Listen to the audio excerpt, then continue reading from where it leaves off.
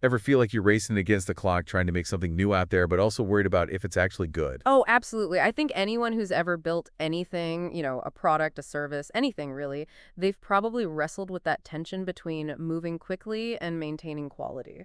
Yeah, it's like this age-old dilemma, right? Speed versus quality.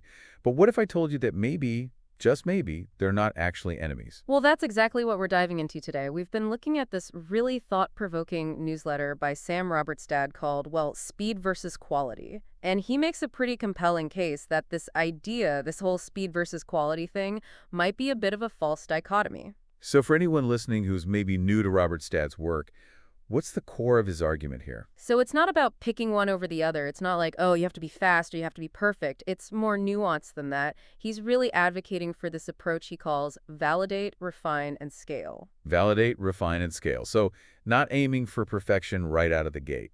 Exactly, because the thing is, if you're waiting to launch until everything's absolutely perfect, well, you're probably going to be waiting a long time.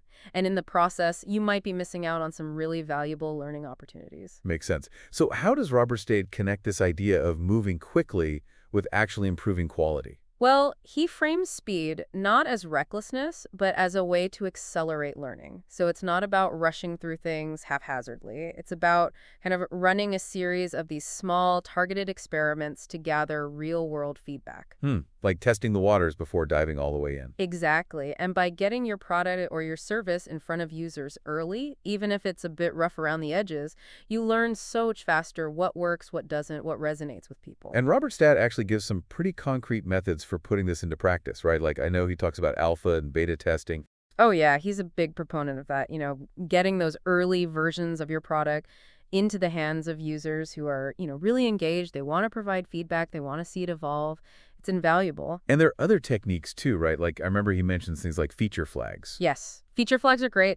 Basically, they're like these little digital switches that let you turn certain features on or off for different groups of users. So you can release a new feature to, say, 5% of your users, see how it performs, monitor the data, and then decide whether to roll it out more broadly.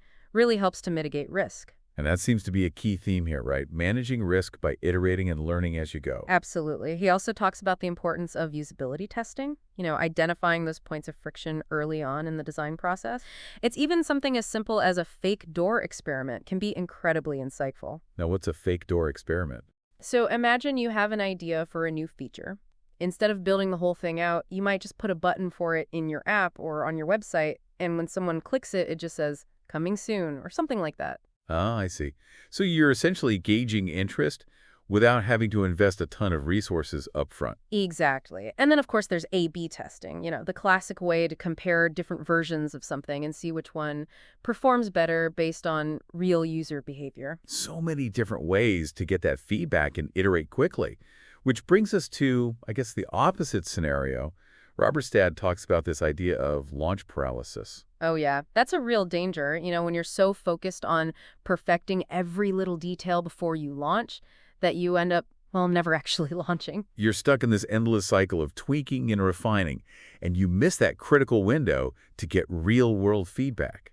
Exactly. And the thing is, every release, even a small one, is an opportunity to learn. You find out how people are actually using your product, where they're getting stuck, what they love, what they hate, and that real-world data is so much more valuable than any amount of theoretical planning. So the emphasis here is on these fast feedback loops.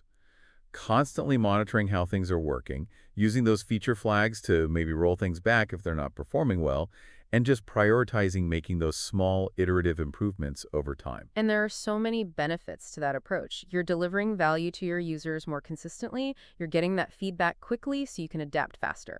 And you're reducing risk because if something does go wrong, a small change is much easier to fix than a massive overhaul. Plus, it makes you favor agile, right? You can respond to changes in the market or customer needs much more effectively. Absolutely. Now think about the downsides of those big, slow releases, long validation cycles. You might spend months, even years, building something only to find out that nobody actually wants it. Ouch.